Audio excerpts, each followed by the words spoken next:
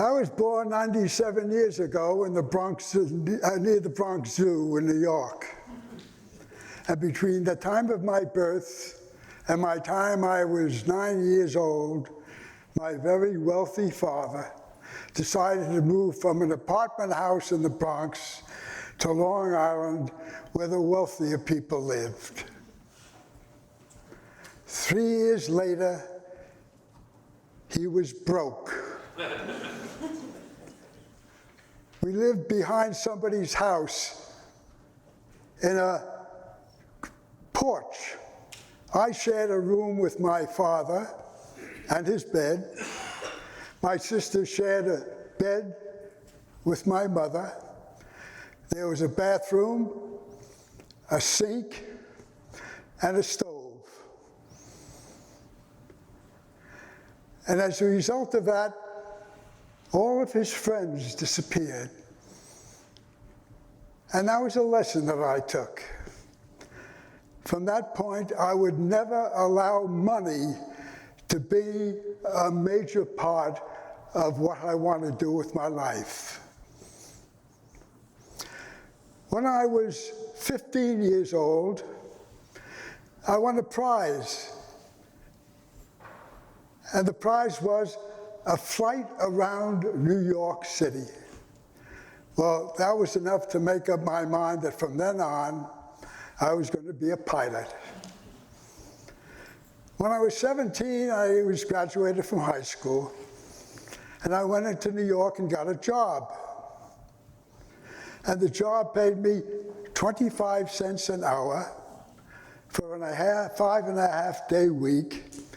And in order to save 5 cents either way, I walked from 33rd Street to 48th Street where I worked. You got to remember, we're talking about the beginning of the Depression. At that time, World War II started. So at 18, I decided to quit my job and join the Air Force. Well, the first thing I wanted to do was to be a naval pilot. I couldn't think of anything more exciting than landing an airplane on a boat that's bobbling up and down in the ocean. What could a young man hope for? Well, I was interviewed. He said, "You passed everything. However, we just completed our Jewish quota, and unless you were a college-educated man, we could not accept you." So I walked across the street to join the Army Air Force. And there, my goodness, the doctor examined me and said, "I'm sorry, but we can't accept you." Why?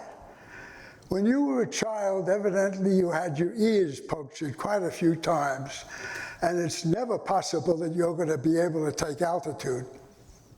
And with that, for some reason, he was called out of the room. Well, I was going to be a pilot. I went to his desk, took the paper he was supposed to sign, scribbled something on the signature place, and took it to the next doctor. And that's how I got into the Air Force.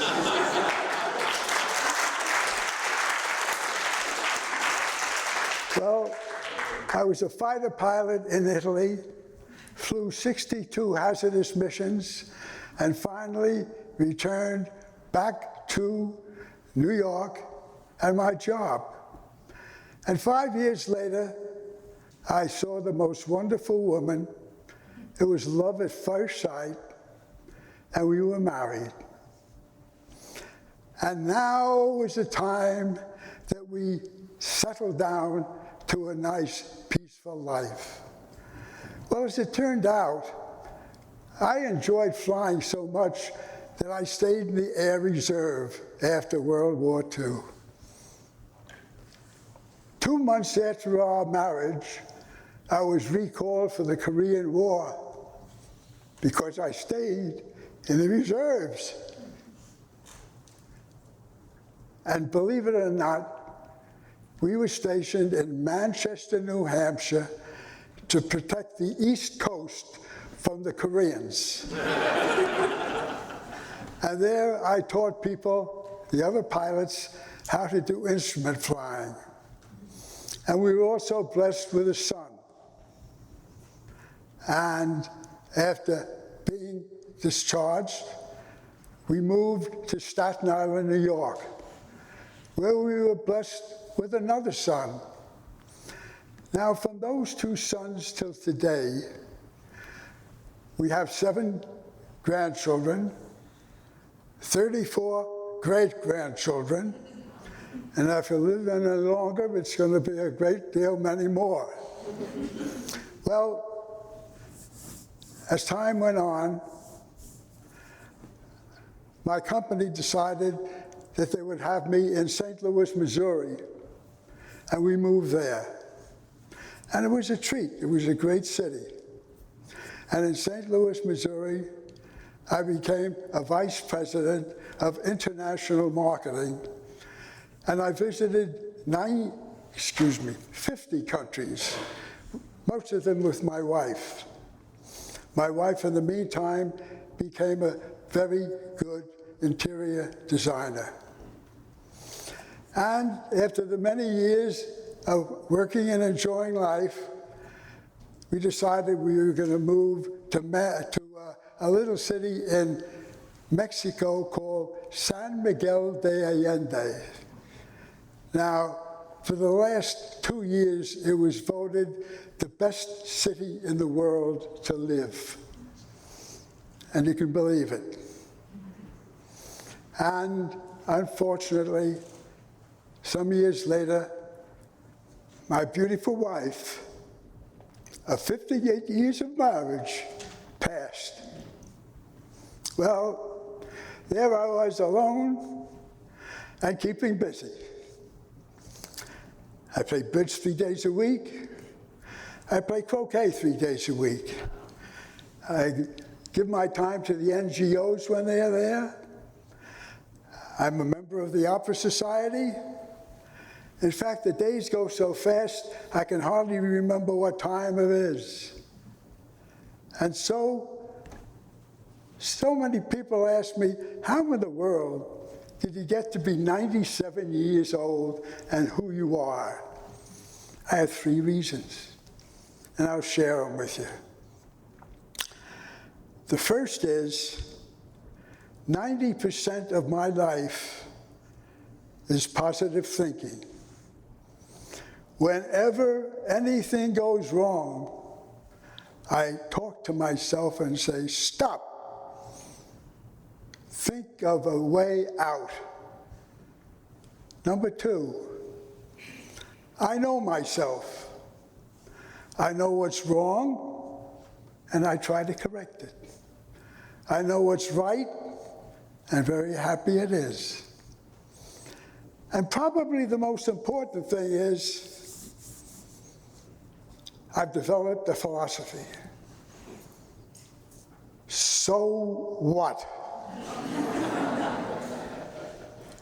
Whenever you think, or whatever you think is the most important thing in your life, so what? Now just think for a moment.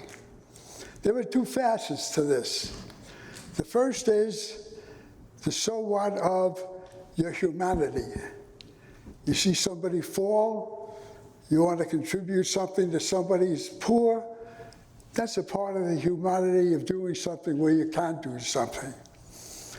The other part of it is when you can't do anything that would help the situation, why waste your time, your energy on trying to do something that is only going to make you angry, and it's only going to frustrate you? Well, that's the 3 things that keeps me going. And lastly, and I have to tell you this as a Mexican permanent address person,